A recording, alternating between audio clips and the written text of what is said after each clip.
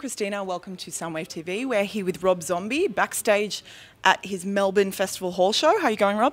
All good. How's the latest incarnation of the band treating you? It's how they're treating me. It's how I'm treating them is really the question. I treat them great. They love me.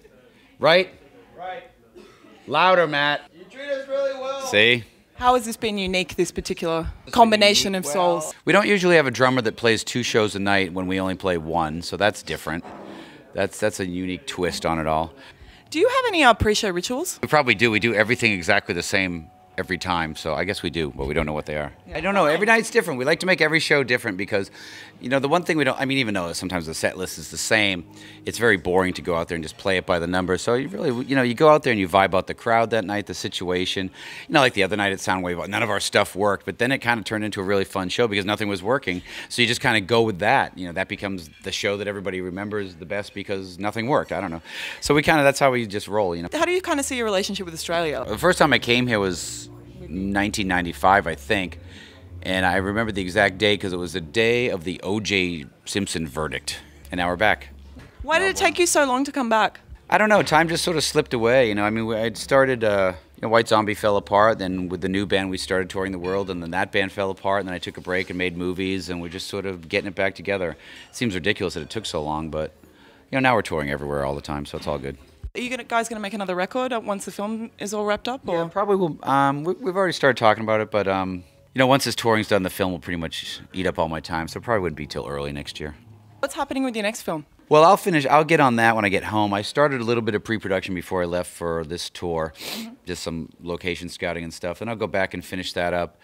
But it's a very effects-heavy film, so the effects department's already working and early just designing and stuff. We'll really get into full production around July. For me, it's good because it'll, you know, for the last 4 years I did, you know, Halloween and Halloween 2, and even though the first one was more so like somewhat of a remake and the second one was very different, it still wasn't from my material, and this is like the, you know, all my stuff, so it'll be unique because it's based on something new.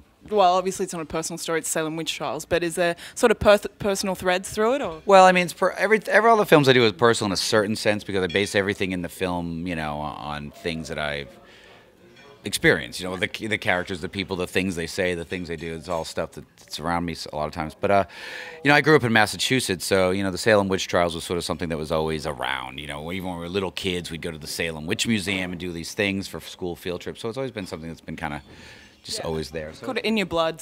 Zach Wilde told me that he was going to do a remake of The Warriors with you. Is this actually true? Will this ever come to fruition? Nothing Zach Wilde says is ever true. Just rule of thumb. Just take it as a note. Yeah. I think he just wanted to have a bunch of empty beer bottles on his fingers he could click together. You're a bit of a larger-than-life character. Are there any other larger-than-life characters you've connected with that have, you know, made a big impact on you? Of course. I mean, I've gotten to meet most of the people that I grew up loving over the years, like, you know, I don't know, like Alice Cooper or Kiss or, you know, especially coming up with this Rock and Roll Hall of Fame thing, there's a lot of people that I've never met that I loved to death, like Leon Russell or Elton John or Neil Young. So, yeah, you know, it's great meeting people like that. They say that it's not necessarily just what you've done, but what you've overcome. What do you think the biggest things you've sort of overcome? I think one of the best things you can, I mean, I always think it's great to kind of grow up in a bad situation and to be broke. Because it's good for the soul, really, isn't it? It's a great motivator. I mean, people that I know that kids that grow up, you know, well-to-do and rich, they never achieve anything because what's the motivation? Starvation is a great motivator.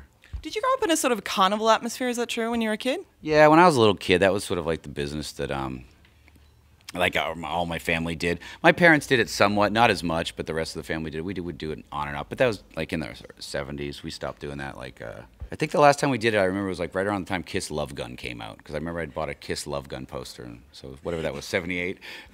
And then things changed? No, were you sort of on the road? Yeah. I was probably in 3rd grade. You know? Yeah, things really changed. I'd hit the wall with the carny business, you know. Two-headed baby just wasn't as hip as it once was. What it's still left to do on your list? Every project to me is like, you know, you want to make a better movie, a better record, a bigger tour, a better tour. But I still have this idea that in about 10 years I can turn House of a Thousand Corpses into a Broadway play.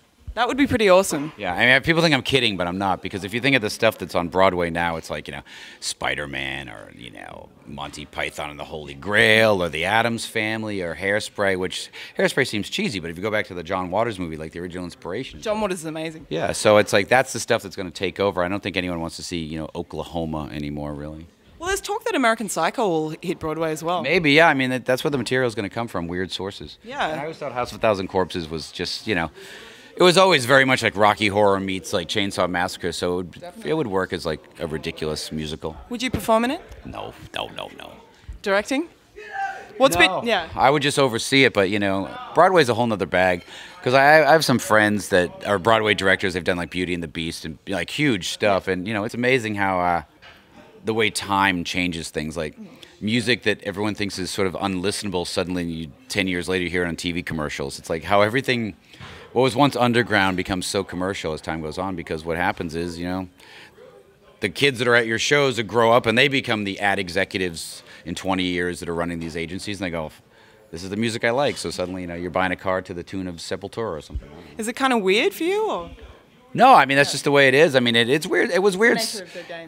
It's just the nature of life. I mean, it is weird sometimes, but because, when I was a kid, it was like, oh, you thought you were like so crazy because you listened to the Ramones, and now the Ramones seems like, mellow. Final words to the people of Australia?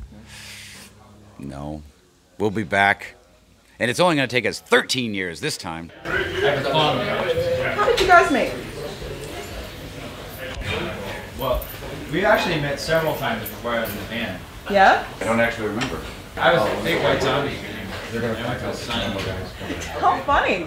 So he actually signed something for you. Yeah. That's awesome. And now you're playing him next to him. It was Manson's birthday party. That was the first time I met him, and then after that Oh, yeah, now it's just there was a benefit for the tsunami survivors, and Dave Navarro said, oh, we're going to do this benefit.